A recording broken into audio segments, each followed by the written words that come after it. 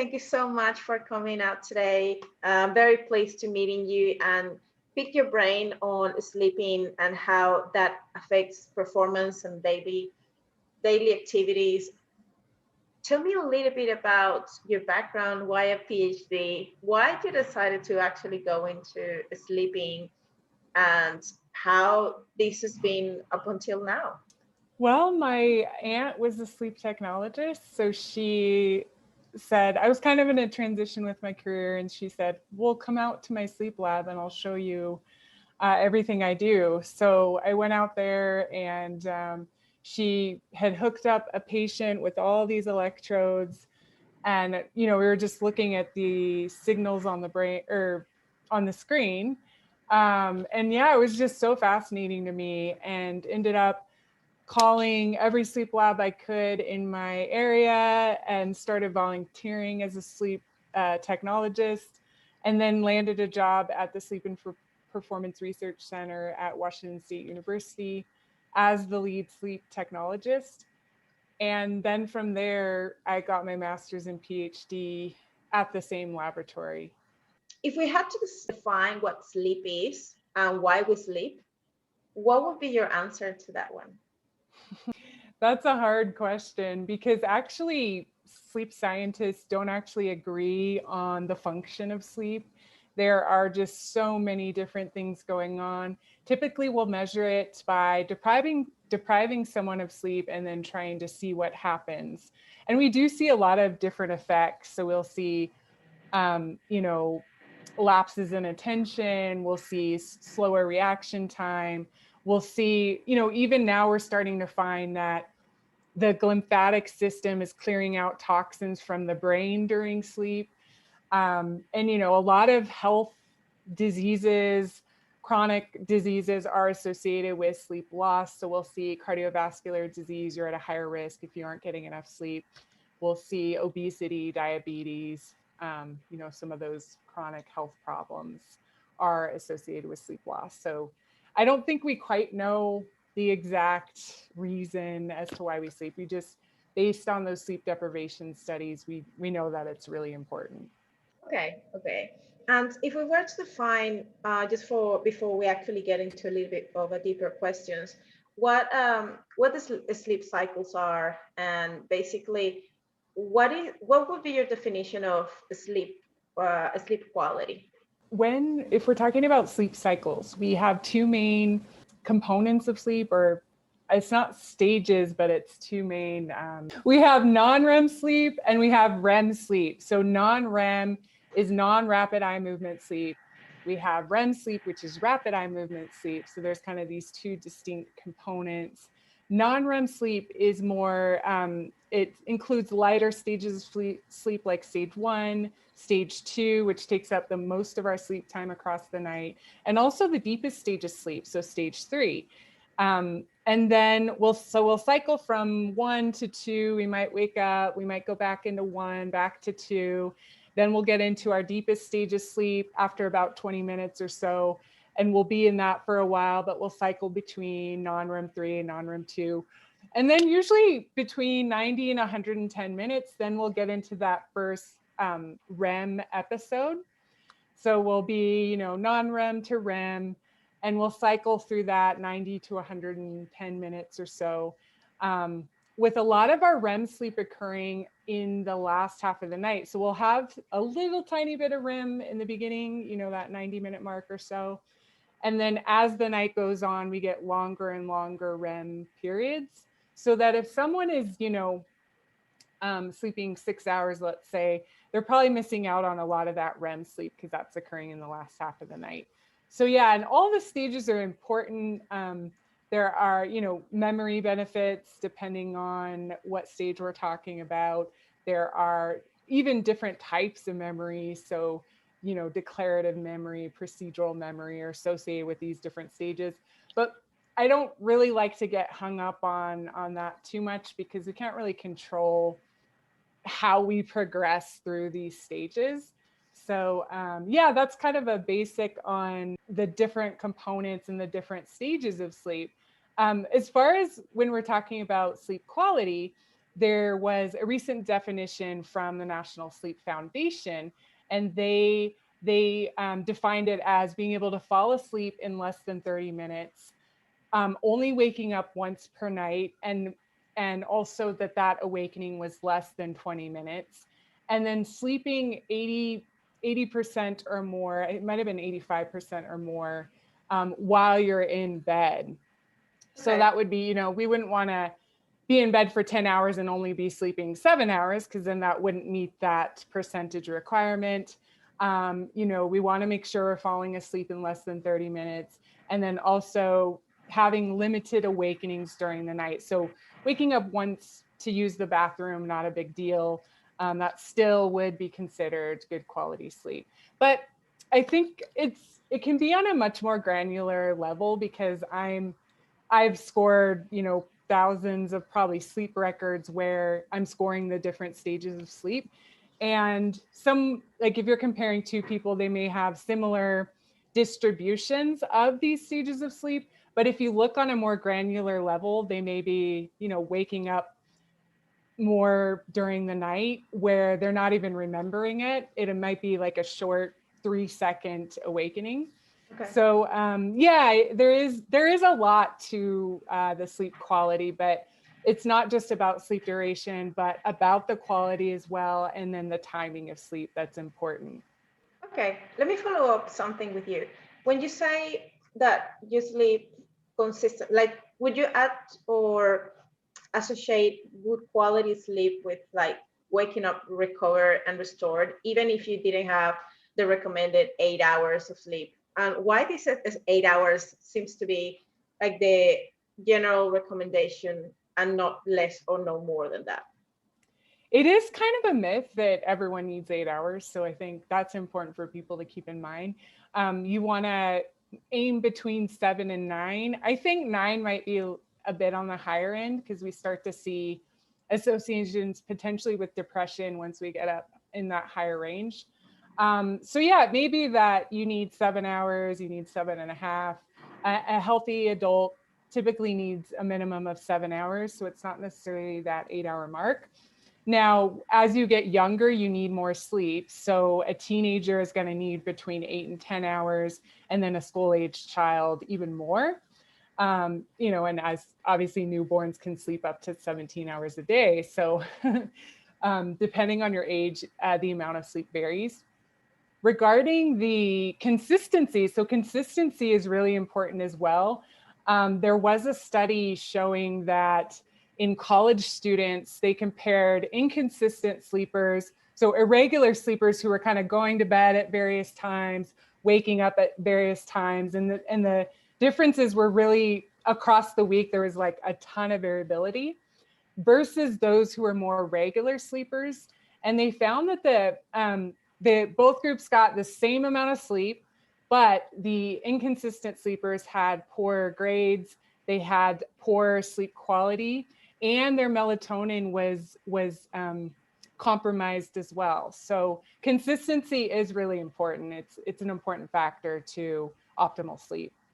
Does it matter when you go to sleep? For example, I've heard this, I don't know whether this is true about the chronotypes, that some people tend to be more like an eye owl, so they will go to bed very late, but they will still have a good night's sleep and they have good quality sleep. They will wake up restored regardless of the time they go to sleep, as long as they're consistent with that time. Like if they go to bed at 1 a.m., let's say, I don't know, they are consistent with that time and they wake up at the same time, it seems to be good for them, for the chronotype. So can you clarify a little bit or bring some light into whether this is these chronotypes are real, and whether is that, does it matter what time you go to bed as long as you actually consistent with it? Yes, chronotype is legit. So you were on target there. There is a difference in the biology when we look at a night owl versus an early bird. So the melatonin is being released later in a night owl, and in an early bird, it's being released earlier. And it's about kind of a 15% are early birds where, they'd want to go to bed before 10 p.m. and wake up before 6 a.m. versus a night owl, about 15%, definitely want to go to bed after 1 a.m. and wake up after 8 a.m., let's say. And then the rest of us kind of fall in between. So that is legit. It is valid that there are early birds and there are night owls as well. So if you are a night owl, because your melatonin is being released later, you want to go to bed later. So there's kind of a myth out there about, oh, you need to go to bed before 10 p.m. because that's when you get all your quality sleep. Well, that's not true. It's based on your own chronotype. So the more in line you are with your chronotype, the better your sleep quality is going to be. So for a night owl, it may be that, 1 a.m. is going to be my bedtime. Now, there are problems with that because of our society is, typically we have to be up early for work, for school, etc. So that can become problematic in a night owl. And so potentially some strategies for that would be trying to get lots of light in the morning, which will help shift the circadian rhythms earlier in the day, and then trying to block light at night. So not looking at a bright screen, as you're approaching your bedtime is going to be important for a night owl, as well as potentially supplementing with melatonin. I have a follow-up question on that. So when you mentioned the circadian rhythm, that you have a specific chronotype, can you actually shift your chronotype to, let's say, if you're a night owl to an early bird or something in between, where you can just pretty much shift it if you think like being an night owl is not getting you much of a benefit, or if you move to you have a new job or you start a new job, you have to start working earlier. Would that be something that you can pretty much shift really well to or transition to? It's challenging. It can be done for sure. So there can be, as I mentioned, those strategies with the timing of the light is going to be important to help shift the rhythms. But, you have to be consistent with it, and you can easily kind of get off track if you miss a day. You kind of have to regroup and start again. So it is pretty challenging, but it definitely can be done. What would be your strategies if you were to say or to tell someone how to move their chronotype to, or just change their the bedtime to an early time, so they can start shifting their morning routine to an earlier time? Potentially bright light therapy in the morning. So for me, I'm in Canada right now, and the sun doesn't rise until about 8 a.m. or so. So getting outside is where there's more light, so that'll be helpful. But in the wintertime, it may not be possible to get that morning light upon awakening. So potentially using light therapy glasses that you can wear, or using a light box where you sit in front of it for 30 minutes a day is going to help shift the rhythms to an earlier time. And then again, even adjusting the meals. So adjusting the meals earlier as well, and blocking light at night. So wearing blue light blocking glasses potentially. So we're most sensitive to blue light. And especially as we're approaching our bedtime in the 2 hours before bedtime, that's when our melatonin is being released. So wearing blue light blocking glasses could be a strategy. And then also potentially supplementing with melatonin for those people trying to shift their rhythms. And then if you were, let's say, typically early on, we're more of an early bird when we're in young childhood. And then when we're teens, we start to shift more towards being a night owl.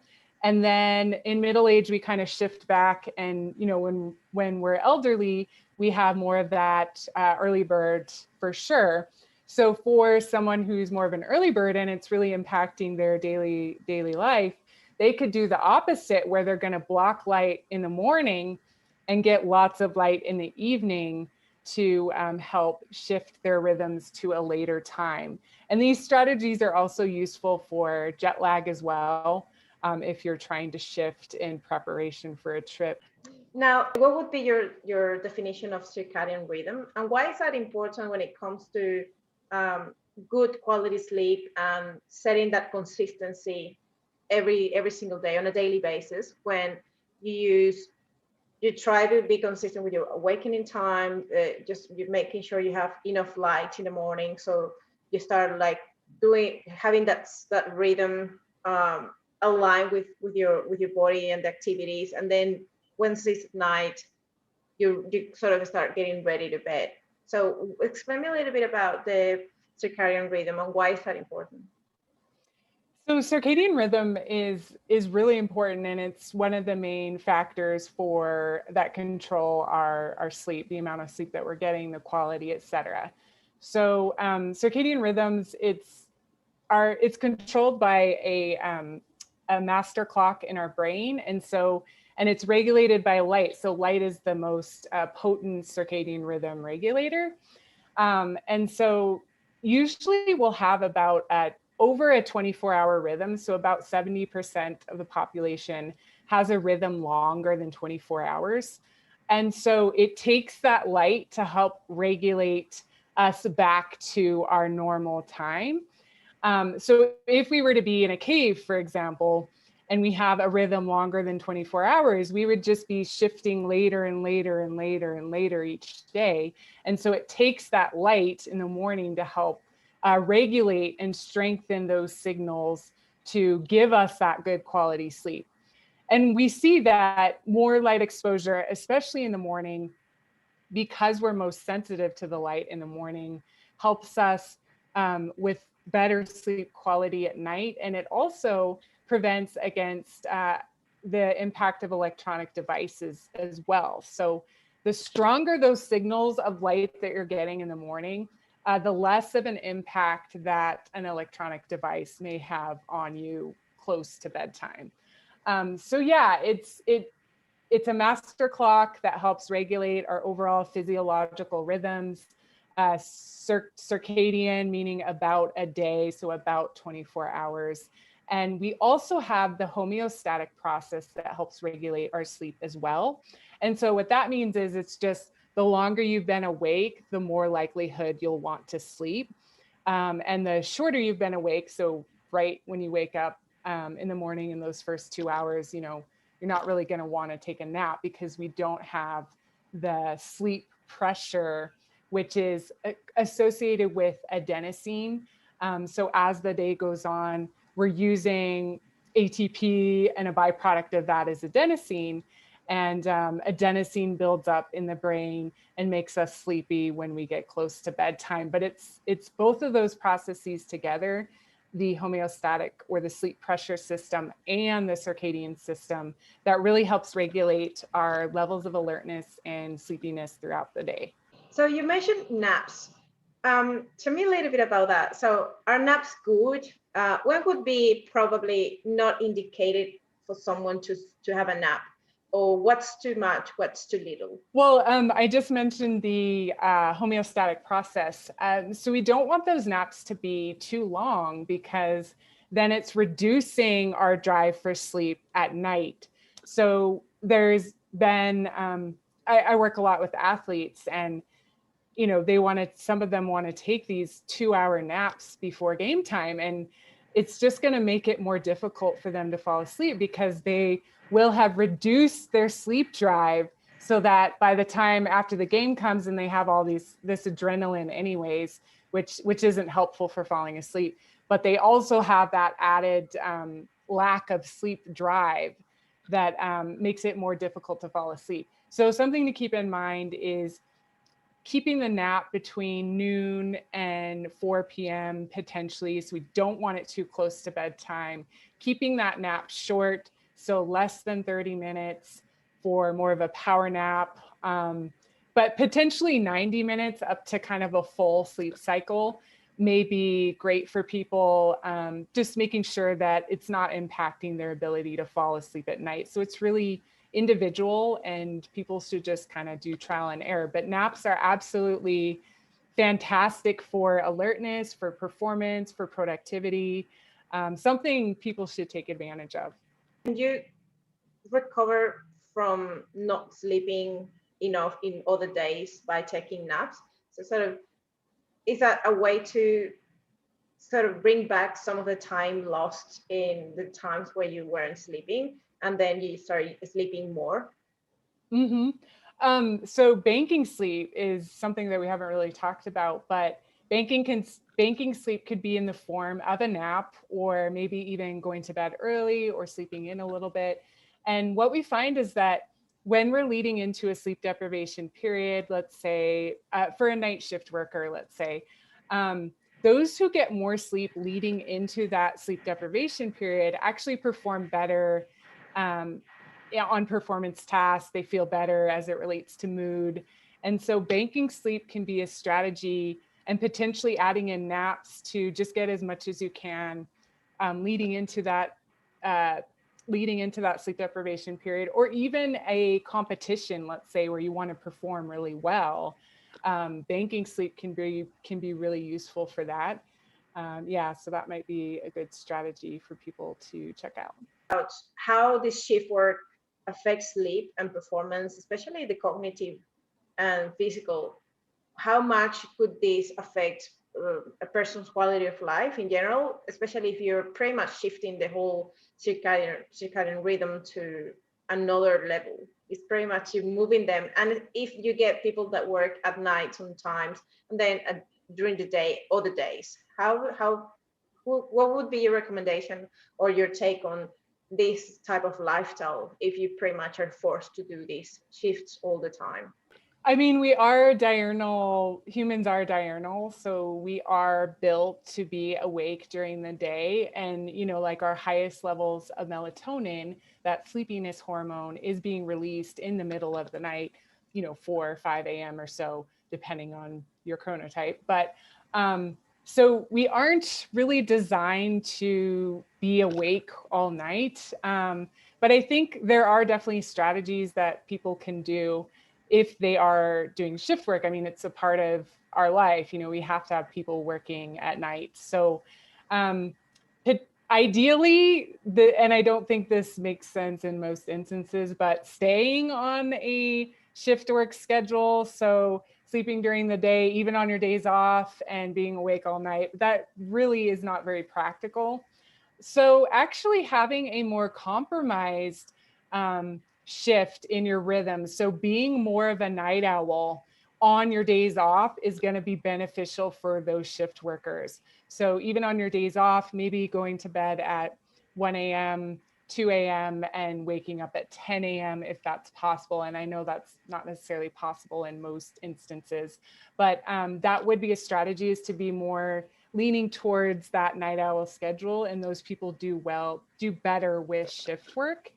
Also, when it comes to nutrition too, is limiting big meals during the middle of the night, because we're just not built to, our processes aren't really going during the middle of the night. And so having more smaller snacks may be useful for shift workers.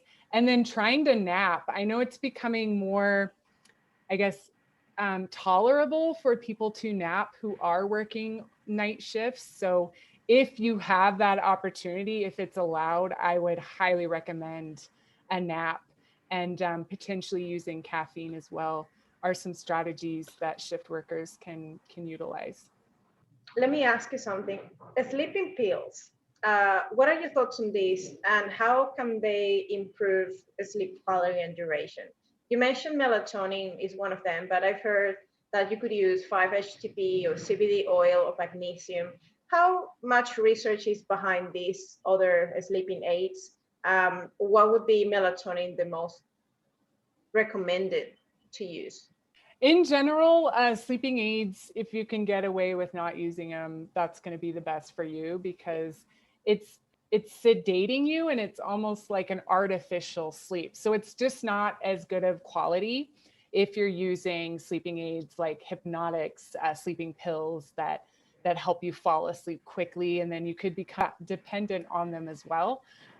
So I would avoid using those if possible. I think there's also more gold standard treatment for insomnia. So such as cognitive behavioral therapy for insomnia is actually more effective than sleeping pills for insomnia. So something to keep in mind, more about changing your thoughts.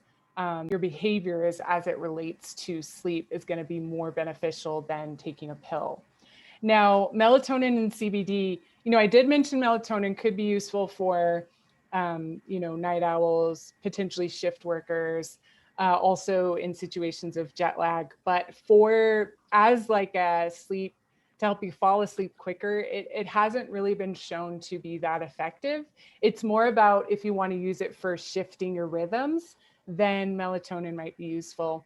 And also keep in mind, with a supplement, you don't necessarily know what you're getting per se, so you have to find a quality supplement. And one study found that only about 20% of the melatonin supplements that they sampled over the counter were within 20% of what the label was telling them.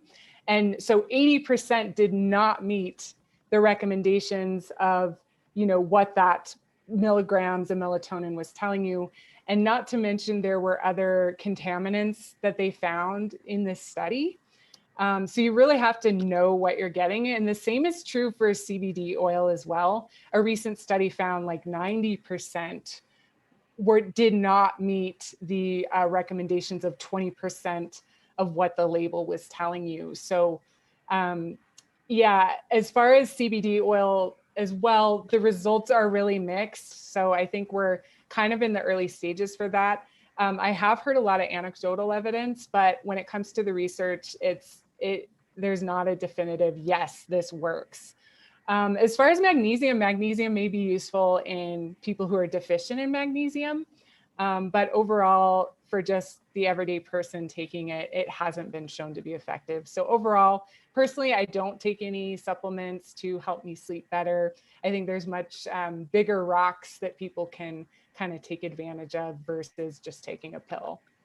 I've seen that you have done a little bit of a research onto mental health and how sleep is associated with this. How much stress, depression, anxiety impacts sleep, or what is the association between these? Yes, it is. It is challenging because with higher levels of stress, we have more of the alerting hormones. So cortisol, that stress hormone, we have more adrenaline. So with stress, we start to see higher levels of alertness, which just makes it more difficult to fall asleep at night. And then it just is like a vicious cycle over and over. So definitely having potentially a worry time. So create a worry time for those who are stressed and anxious. Having a worry time, set aside that time each day. And then when you're done, close the book and try not to think about your worries. Obviously, that's easier said than done, but having that specific time is going to be useful. Also, having relaxation techniques to help de-stress. So potentially yoga, stretching, anything, exercise is going to be really useful to try and help you get rid of some of those alerting hormones. But yeah, it can be really challenging. And there are a lot of associations between mental health problems and poor sleep. And one of the studies that we recently did, we found that those who were meeting the exercise recommendations of 150 minutes per week of moderate to vigorous exercise, as well as getting between 7 and 9 hours of sleep, had the lowest depression scores. So when we looked at depression levels, meeting those exercise recommendations, meeting those sleep recommendations were really important for lowering the risk for depression. And what would you say that sleep, exercise, and pretty much the quality of sleep and nutrition would be the main factors for actually looking at longevity, quality of life, and basically these main factors for mental health? Absolutely. I think those three pillars, sleep, nutrition, and exercise, are important for foundation of health. And for a long time, sleep wasn't included in that. So we're we're working on that, and we're really emphasizing the importance of sleep for overall health. And absolutely, I mean, just like I mentioned with the study that we recently did, it wasn't necessarily just about sleep, but it was also about exercise as well at lowering the risk for depression. And as it turns out, we want to actually add nutrition, some sort of metric on nutrition as well, to see how that relates. So yes, all three of those are important to maintaining a healthy lifestyle and having good mental and physical health. That's amazing. Now I have two more questions for you, and I let you go because I'm aware of your time. Why? I probably might not be your area, but I think it is very important to sort of understand what would be the role of eating and eating windows, and how the type of food that you eat. Do you have any insights on why these specific factors can have an impact on the quality of sleep, especially like if you have a big meal at night, or maybe you eat a very heavy fatty meal, might impact the quality of the sleep because the digestion or the depth of the sleep duration. Do you have any insight on this? Yes, there has been some research to show that the bigger the meal, so the higher caloric intake closer to bedtime has been associated with poor quality sleep, as well as increased sugar intake as well has been associated with, in that, let's say after dinner time, increased sugar intake is associated with poorer sleep. And it depends on the population too. So for example, in athletes, there's been, I think, one study to my knowledge looking at nutrient timing and intake as it related to sleep quality. And they found that actually those who stopped eating at dinner time, so their cutoff was 6 p.m., actually had poorer sleep quality than those who had a smaller snack closer to bedtime. So there may be something related to energy expenditure. So if you're an athlete, you're working out hard, you may need to supplement with a light snack before bed. And that potentially could be related to blood sugar. So if your blood sugar tanks, in the middle of the night, that could be waking you up. So that's something to keep in mind, that not necessarily, the time restricted eating is a good thing for everyone. That makes a lot of sense. I think basically it is for me, I think in my experience, it's very important to pay attention to the consistency of the meals and how large can be the meals. And I think that it is also important to know like the time you eat, how long until you actually go to sleep, because I guess it is also important to sort of have a little bit of a period where you go to sleep with nothing in your stomach. However, I've seen, especially in athletes, where they're trying to optimize recovery. Sometimes they might be eating a late snack just before bed, potentially like a whey or casein protein, or some small snack with a sandwich or something like that. How is this likely to impair the quality of the sleep at some point, or might not have any issues if you have something that is light and easy to digest while you sleep? Mm-hmm.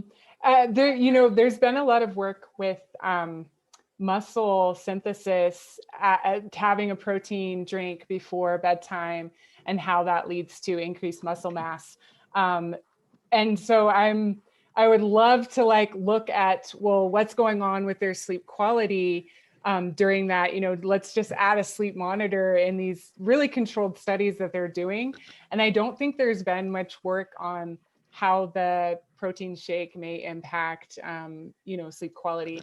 But I would say I probably wouldn't worry about it too much. I mean, it's not going to be like eating a steak or a big meal, big fatty meal, big sugary meal. So I would say, yeah, it's probably pretty okay for people to do that. But I mean, if you're noticing that if you have the shake and then you're waking up during the middle of the night, then that would probably be something to try and adjust. Okay. Amy, what are your further projects, your new projects for this year? What are some of the things that you have planned to work on in terms of your research? Well, so right now I'm doing a lot of work with mental health and COVID-19. So how mental health has changed during the pandemic. So that's definitely of interest to me, and also to look potentially at how sleep changes as well during the pandemic. So we have a number of, when a person comes into counseling, they fill out a questionnaire and we ask them about their sleep, and it basically is looking at their levels of stress. And so we're trying to figure out how that changed once the stay-at-home order took place and how potentially sleep has changed. So that's definitely something we're looking into. And again, I want to kind of further analyze our depression study, where we had people score their depression levels, and then we were looking at also exercise and sleep and how that relates. And one thing I'd like to look into more, we were typically looking at 18 and up. So what does that look like in children? Because they have a higher requirement for physical activity and a higher requirement for sleep. So we definitely want to look at different age groups to see how that plays a role. I was going to ask you something that just came to my mind. And can something like this happen when you, for example, you see someone that's working in a very stressful job for or in a project for a very long time, let's say 5-6 months, then they finish the project, and then you see them that they fall into like a week where they're very exhausted, they sort of sleep all day, or they can even get sick. Why do you think that might be an association between that stressful period of time, and then they pretty much, the body is like, I don't want to do anything else, I just want to sleep for the rest of the week?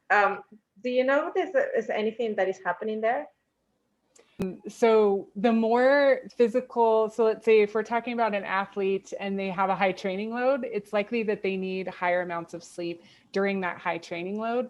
And we think the same is true for cognitive load as well. So if you're working on a big project, you're using your brain a lot, we do think that you do need more sleep to recover from that. So that could be the case. And if you have a high workload, it's likely that you're not getting as much sleep as you should be getting during that time. So it's like your body wants to kind of catch up from all of that sleep loss. And it can, I worked a few studies where we would do 36 hours of sleep deprivation, so a full night of lost sleep. And it would take the participants more than one night of 12 hours in bed to recover from that. So it can take a really long time to recover from sleep deprivation, and your body's just kind of craving that in order to kind of get back to normal. Is there an association between poor sleep quality and like your immune system?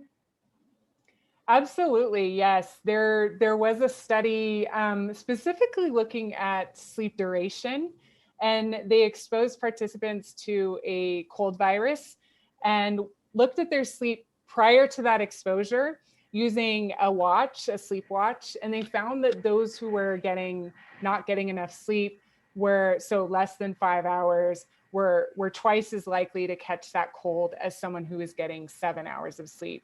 And that also, there's also been a lot of work related to vaccines as well. So if you're not getting good sleep leading into the vaccine, that you're not going to produce as many antibodies. So there is definitely a connection between good sleep, good quality sleep, good duration, and immunity.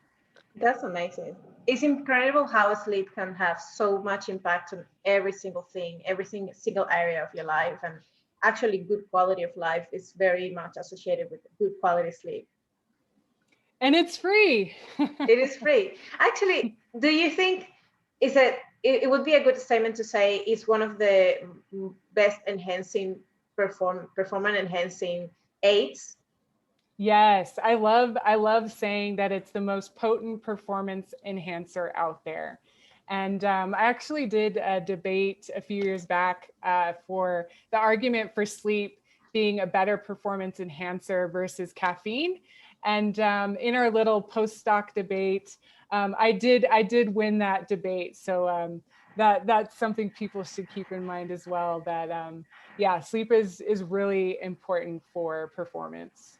That is, I would say you're spot on that. And well, I am really appreciative of your time for having coming on to today's interview. I am more than excited to see what else is coming on your project. Um, do you want to tell us where people can see your content, see everything that you do, follow your work? Yeah, so I'm on Instagram and Twitter at Sleep for Sport, the number 4. And then I'm also working on a website, sleepwelltowin.com. So I'm hoping to have some content there with blog posts and et cetera in the next couple months. I really appreciate you, and we'll keep looking at everything you do, and your work is amazing. Thank you again for coming back today to us. Thank you. Thanks for having me. Yeah, keep it up with getting the word out there on ways to help with health and performance. I will. Thank you so much for coming.